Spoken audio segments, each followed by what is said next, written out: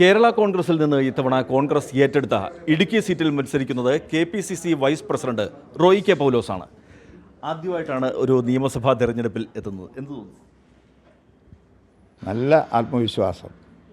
ഐക്യജനാധിപത്യ മുന്നണിക്ക് കഴിഞ്ഞ തെരഞ്ഞെടുപ്പിൽ നഷ്ടപ്പെട്ടു പോയ ഇടുക്കി നിയോജകമണ്ഡലം തിരിച്ചു പിടിക്കാൻ വേണ്ടിയുള്ള ഉദ്യമമാണ് അല്ലെങ്കിൽ ഉത്തരവാദിത്വമാണ് UDFും കോൺഗ്രസ് പാർട്ടിയും എന്നെ ഏൽപ്പിച്ചിട്ടുള്ളത്. ആ ഉത്തരവാദിത്വം 100% എന്നിലൂടെ UDF നേടിയിരിക്കും. വലിയ തർക്കങ്ങളുണ്ടായിരുന്നു. ഇടുക്കി സീറ്റ് കേരള കോൺഗ്രസ് വിട്ടുതരുമോ എന്നുള്ള കാര്യത്തിൽ. വിട്ടു തന്ന ശേഷം കോൺഗ്രസിൽ ആര് സ്ഥാനാർത്ഥിയാണോ എന്നുള്ള പ്രശ്നങ്ങളുണ്ടായിരുന്നു. എല്ലാം പരിഹരിച്ചിട്ടുണ്ടോ? പ്രശ്നങ്ങൾ എന്ന് പറയാൻ പറ്റത്തില്ല. ഒരു തിരഞ്ഞെടുപ്പ് വരുമ്പോൾ പഞ്ചായത്ത് തിരഞ്ഞെടുപ്പിനാണെങ്കിലും ഒരു വാർഡിൽ 4-5 സ്ഥാനാർത്ഥികൾ താല്പര്യം പ്രകടിപ്പിക്കാറുണ്ട്.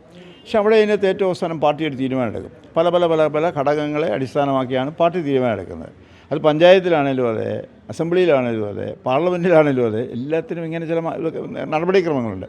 അതനുസരിച്ച് പരിശോധിച്ചിട്ടാണ് പലർക്കും ആഗ്രഹമുണ്ടെങ്കിലും പാർട്ടി അവസാനം ഒരു തീരുമാനത്തിലേക്ക് എത്തുന്നത്. അതിപ്പോൾ അസംബ്ലിക്ക് മാത്രമല്ല, പഞ്ചായത്തിൽ ഞങ്ങളതാണല്ലോ ചെയ്യുന്ന നടപടിക്രമം. അതുകൊണ്ട് അങ്ങനെയുള്ള പ്രശ്നങ്ങളൊന്നുമില്ല. ഈ ഇടുക്കിയിൽ ഇത്തവണ ഈ മത്സരരംഗത്തേക്ക് വരുമ്പോൾ എന്താണ് പ്രധാനമായി ഉയർത്തിക്കാട്ടുന്ന വിഷയം?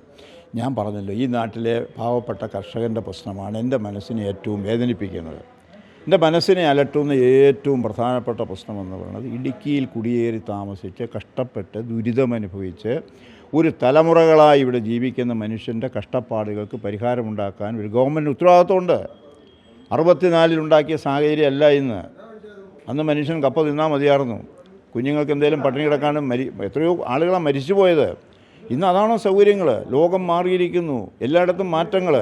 ആ മാറ്റത്തിൻ്റെ ഭാഗമായി നമ്മുടെ കുട്ടികളൊക്കെ രക്ഷപ്പെട്ടിട്ടുണ്ട്, മാറിയിട്ടുണ്ട്. അപ്പോൾ അവർക്ക് അനുകൂലമായിട്ടുള്ളൊരു അന്തരീക്ഷം ഇവിടെ ഉണ്ടാകണം. ടൂറിസത്തിന് അനുകൂലമായ അന്തരീക്ഷം ഉണ്ടാകണം. അവർക്കിവിടെ ഏതെങ്കിലും തരത്തിലുള്ള കെട്ടിടങ്ങളോ മറ്റ് സ്ഥാപനങ്ങളോ ഉണ്ടാക്കാൻ അനുമതി ഉണ്ടാകണം. അല്ലാണ്ട് 64 ചട്ടവും പറഞ്ഞുകൊണ്ട് ഇപ്പോഴും ഇരിക്കുന്ന നടപടി ഒരിക്കലും ശരിയല്ല. ജനങ്ങളുമായി ബന്ധപ്പെട്ട പ്രശ്നങ്ങൾക്ക് പരിഹാരം ഉണ്ടായേ പറ്റത്തുള്ളൂ. അതിൽ ഈ ഗവൺമെൻറ് പൂർണ്ണമായിട്ട് പരാജയപ്പെട്ടിരിക്കുന്നു. ഈ ഇടുക്കി ജില്ലയെ സംബന്ധിച്ച് ദീർഘകാലമായി കോൺഗ്രസിന് MLA-മാരില്ലാത്ത ഒരു ജില്ലയാണ്.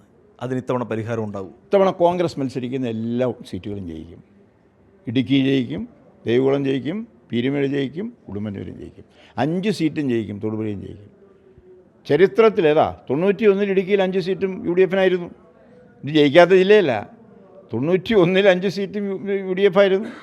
അപ്പോൾ ആ 91 5 സീറ്റും UDF എന്നുള്ള നിലയിലേക്ക് ഈ 2026 തെരഞ്ഞെടുപ്പ് മാറാൻ പോവുകയാണ്. കോൺഗ്രസിന് MLA-മാരില്ലാത്ത ജില്ല എന്ന ദുഷ്പേര് ഇത്തവണ ഇടുക്കി മാറ്റും. ഇടുക്കി 5 സീറ്റും പിടിച്ചെടുക്കും എന്ന് തന്നെയാണ് KPCCയുടെ വൈസ് പ്രസിഡന്റും ഇടുക്കി നിയോജകമണ്ഡലം സ്ഥാനാർത്ഥിയുമായ റോയി കെ പൗലോസ് പറയുന്നത്. ഇടുക്കിയിൽ നിന്നും ക്യാമറമാൻ അഭിലാഷിനൊപ്പം MC ബോബൻ.